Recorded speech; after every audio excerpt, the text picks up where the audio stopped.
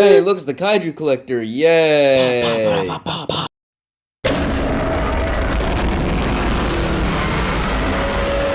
everyone, Nate the Kaiju Collector, and today we will be taking a look at the Bandai Japan Godzilla series, Godzilla from Godzilla -1 Sakura Color version. Now this was released alongside two other releases, a Sumi-e or ink color version and a Mount Fuji version. And of course we have this version right here. Now this figure is released around this year, and is this figure worth picking up? Well, let's take a look and see whether or not it's worth adding into your collection. Alright, now that we're done with that, let's wow. That's huge. Yeah, so this tag is absolutely humongous, but it is absolutely fantastic at the same time. We get a nice picture of the Sakura here. Godzilla Story exclusive, I assume this is in Japanese. Japan Godzilla, Japan Godzilla, Godzilla 2023, Sakura Kara, Godzilla 2023, Sakura Color, Bandai, Godzilla. And on the back of the tag is just a bunch of the same stuff we get on the movie Monster Series tags, except without a description. That's really it with the tag. Now let's take a look at this figure's articulation. Alright, so the articulation on this figure differs from the other Minus Goju releases.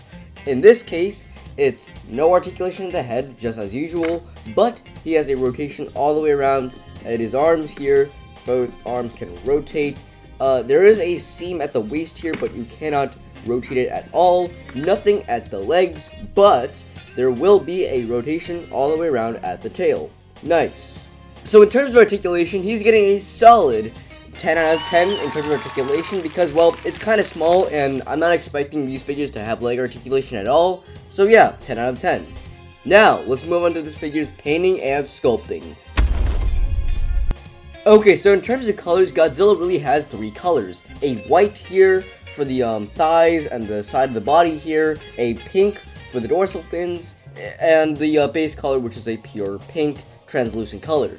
In terms of the main detail, however, Godzilla really has this sort of similar traditional Godzilla skin with a little bit of some like rougher details around like the body and the tail here. If you've seen a movie Monster Series -1 Godzilla figure, then you should know how the detail goes. It's just a basic amount of detail here. Back of the head looks nice. Surprisingly, they managed to detail the eyes as well. That's really nice. Teeth are painted as well. However, nothing at the inside of the mouth at all. The body has some very, very nice details. I like the details on the chest here and at the crotch area. I love the airbrushing they got here on the chest and up to the crotch here. It looks really nice. Same with the thighs here as well. The detail on them looks absolutely fantastic. Looking at the rest of the body here, the same detail across the body with the white airbrushing around here, and it goes all the way to the tip of the tail.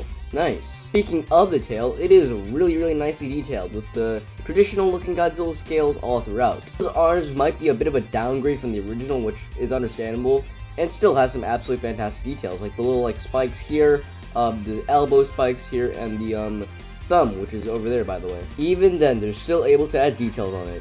Amazing. Of course, it's on the same on the other side. Looking at these dorsal fins, they look absolutely fantastic. Look at the detail on them.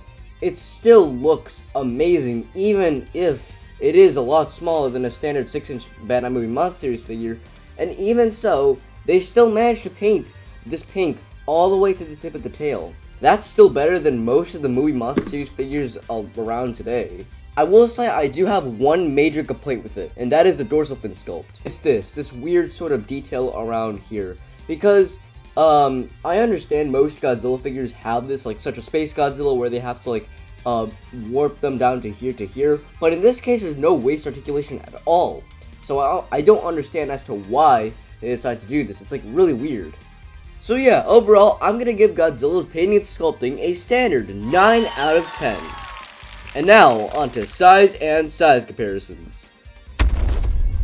In terms of his height, Godzilla is around 4.5 inches tall, around 6 inches long. For size comparisons, here he's compared to Movie Monster Series Gorosaurus 1968, Bandai Shokugan, Godzilla Earth and Godzilla 2014, Movie Monster Series Odo Island Godzilla from -1, and of course, the Bandai Godzilla Island Monster Series Heisei era Godzilla figure. Now, for one last comparison, and this will be quick, the Bandai Movie Monster series Godzilla from Godzilla -1. Now overall, they are very similar, except for, remember this earlier over there? Yeah, that isn't on the real figure, of course, because there's no real waist seam across there. And I just realized the tails are actually a bit different. Look at the tail here. The tail has a very strong curve when you get to the middle point here. But you see here that the curve here isn't really that steep. It's just like a very soft curve there. Even though they have the differences, they're both absolutely fantastic figures, and I highly recommend both of them. And yeah, that's it. Overall, I give the Japan Godzilla -1 Sakura color figure a solid 9.5 out of 10 overall for a score.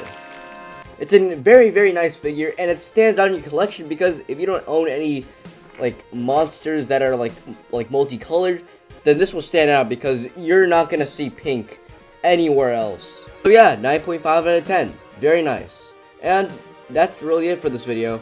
I'll see you guys later. Bye.